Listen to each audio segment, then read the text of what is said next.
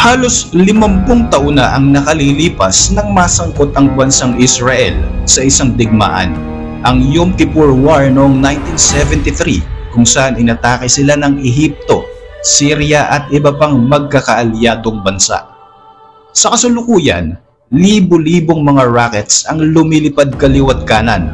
Ang grupo ng Hamas ay patuloy pa rin sa pagpasok sa teritoryo ng Israel, sa lupa, sa karagatan at maging sa himpapawid. Napakarami na ng mga inosenteng tao ang nadadamay samantalang ang iba naman ay dinadakip. Ang mga estratehiyang ito ay kinukumpara sa ginagawa ng ISIS kung saan target nila ang mga bata at ang mga babae at ang mga pag-atake sa mga lugar kung saan siguradong maraming sibilyan ang madadamay. Kaya naman hindi na nakatiis ang gobyerno ng Israel.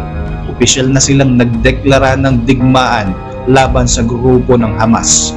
Sa ngayon na patuloy ang pagdanak ng dugo sa magkabilang panig dahil sa pagsiklab ng giyera na ito, nakatutok ang buong mundo sa makasaysayang nangyayari. Marami ang nagtatanong, eto na ba ang katuparan ng propesiya na nasusulat sa banal na aklat? Ako po si Roy Z and welcome sa Kian Thoughts. Kung hilig mo ang mga video na katulad nito, mag-like at mag-subscribe para lagi kang updated sa mga susunod na upload. Sa patuloy na pananalasa ng grupo ng Hamas sa mga syudad at settlement sa Israel border sa Gaza, hindi bababa sa 700 people ang nasasawi habang 2,000 naman ang sugatan. Mga matatanda, kabataan, mga babae at mga inosente na ginagawang target sa digmaang ito.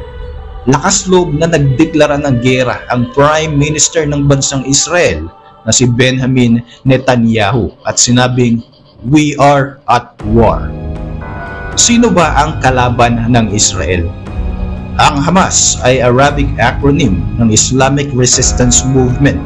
Ito ay isang sunay Islamic fundamentalist organization mula sa Palestina na itinuturing bilang isang dominanteng political force sa bansang ito. Nagsimula ito noong 1988 sa First Palestinian Intifada o himagsikan laban sa pag-ukupa ng Israel sa West Bank at Gaza Strip. Ang kanilang pangunahing layunin, wasakin ang Israel. Napakarami na ng kaguluhan at labanan sa pagitan ng Hamas at ng Israel mula pa noong 2007. Sa mga labanang ito, patuloy silang nagtatagisan ng kanilang kapangyarihan.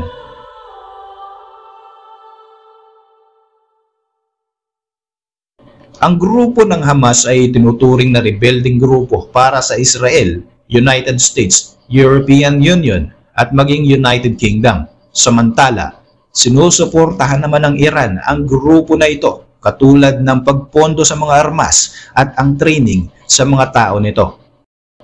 Ano nga ba ang ugat ng kanilang hidwaan?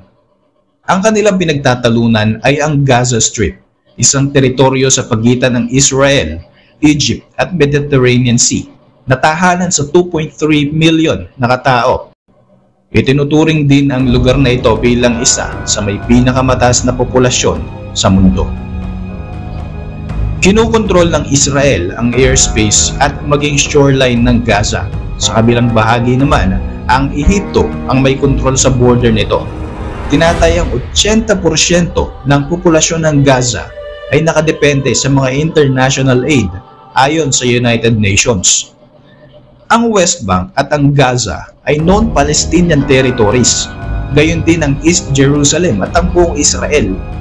Ito ay mga teritoryo na bumubuo sa Palestina noon pang Roman Empire. Ito rin ang lupain ng Jewish Kingdom sa Biblia na nakikitang ancient home para sa mga Hudyo.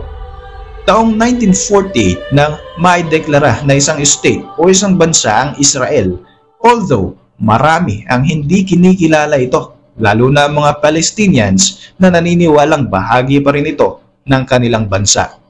Although nagsimula ang pag-atake ng mga militanteng grupo na ito noong October 2003 nang walang warning, matagal nang may nabubong tensyon sa pagitan ng Israel at Palestina.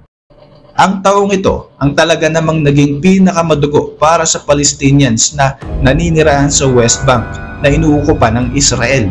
Ito ang naging motivation ng Hamas Group para maglunsad ng pag-atake sa kaalitang bansa. Naglungsad ng large-scale invasion ang Hamas laban sa Israel sa Gaza Strip. Parasahan silang pumasok sa border na tinawag nilang Operation Al-Aqsa Storm. Dahil sa patuloy na pagdanak ng dugo ng mga inosenteng tao, dito na nga opisyal na pumalag ang gobyerno ng Israel. Naglunsad sila ng malawakang pag-atake sa mga militanteng grupo na tinawag ng Israeli Defense Forces bilang Iron Sword. Sa pagpasok ng Palestinian groups na ito, nagpalipad sila ng halos 5,000 rockets mula sa Gaza Strip patungo sa Israel. Agad ding nag-issue ang Hamas ng call to arms. Sa panawagang ito ni Senior Military Commander Deif, hinihikayat niya ang lahat ng mga Muslim na maglunsad ng pag-atake. Hinihikayat din niya ang Palestinians at Arabs na magsanib puwersa sa operasyon na ito upang wasakin ang Israel. Kasabay ng mga opensibang ito, nasa 1,000 Palestinian militant group ang pumasok sa Israel, sakay ng mga pickup trucks, bulldozers, speedboat at iba pa. Dito ay nagpaputok sila sa mga sibilyan at mga armed forces ng Israel. Sa pag-ataking ito ay napakarami ng mga nasawi. Napasailalim sa kontrol ng Hamas ang Re'im military base na siyang headquarters ng Gaza Division at maging ilang mga stasyon ng kapulisan. Maraming mga hinuli at ikinulong na Israeli ang grupo ng Hamas na posibleng ginagawa nila upang i-pressure ang Israel government upang pakawalan ng 4,500 Palestinians na nakakulong sa isang Israeli prison. Mayroon ding usap-usapan na ang pag-ataking ito ay plinano ng bansang Iran na agad namang pinabulaanan ng Iranian ambassador sa United Nations. Mahigpit ding tinututulan ng Iran at ng Hamas ang lumalagong magandang relasyon at kasunduan sa kapayapaan sa pagitan ng Israel at ng Saudi Arabia, isang bagay na maaaring maudlot kung lalaban ang Israel. Tulad nga ng mga nangyayari sa kasalukuyan kung saan nagdudulot ito ng malawakang alyansa sa pagitan ng mga Arab nations at sa Palestina. Ang mga pag-ataking ito ay hindi inaasahan ng Israel, lalo pat napasabay ito sa Jewish holiday na Simchat Torah. Agad na inactivate ng Israel ang kanilang Iron Dome, isang Israeli mobile all-weather air defense system na kayang mag-intercept ng mga paparating ng mga rockets.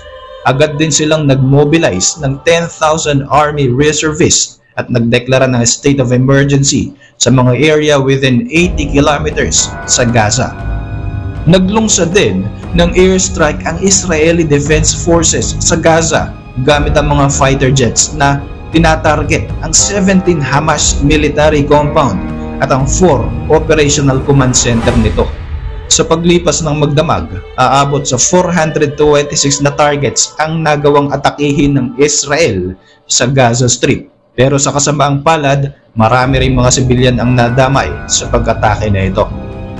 Kasunod din ng paglunsad ng depensa ng Israel at sa kanilang airstrike, sinabi ng Palestinian Ministry of Health na tinatayang 413 Palestinians kabilang ang mga bata at kababaihan ang nasawi, samantalang hindi bababa sa 2,000 katao ang nasugatan.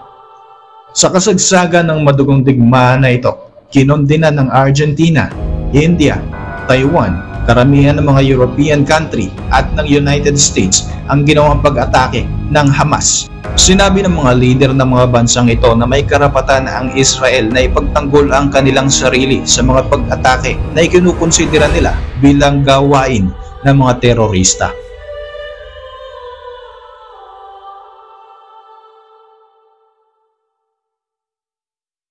Agad na pinutol ng European Union, Austria at Germany ang kanilang humanitarian aid sa Palestina bilang response sa pag-ataking ginawa ng Hamas sa Israel. May tuturing na major Israeli intelligence failure ang pangyayaring ito. Sa kanilang Shin Bet o General Security Services, Israeli Domestic Intelligence, Mossad, mga spy at ibang mga asset ng Israel Defense Forces, parang napaka-imposible di umano na hindi nila napaghandaan ang ganitong uri ng mga pag-atake. Considering na ang Israel ang may pinakamalawak at well-funded na intelligence service sa Middle East na may mga informants pa sa loob ng Palestinian militant group at maging sa iba pang mga bansa. Samantala, sinusuportahan naman ng ilang mga bansa sa ilalim ng Arab League countries ang Palestine katulad ng Oman, Yemen, Qatar at Saudi Arabia.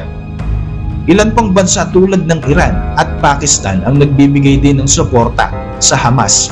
Sinisisi nila ang Israeli government sa pag-occupy nito sa Palestinian territory na nagresulta sa pagsiklab ng maraming karahasan. Sa kabila nito, marami namang mga bansa ang nananawagan ng ceasefire at de-escalation ng nagaganap na kaguluhan. Sa ngayon, nakikita ng Israel ang potensyal na pagsiklab ng digmaan mula sa iba't ibang direksyon at sa iba't ibang mga grupo. Worst case scenario ay kung maakit ang malakas na Lebanese militant group na Hezbollah. Noong nakaraang linggo ay nagpalipad ng mga missiles ang grupong ito sa northern Israel pero wala namang naiulat na casualty. Para sa inyong mga reaksyon, mag-iwan lang ng komento sa ibaba ng video na ito. Muli, ako po si Roy Z. Maraming salamat sa patuloy na pagsubaybay sa ating channel.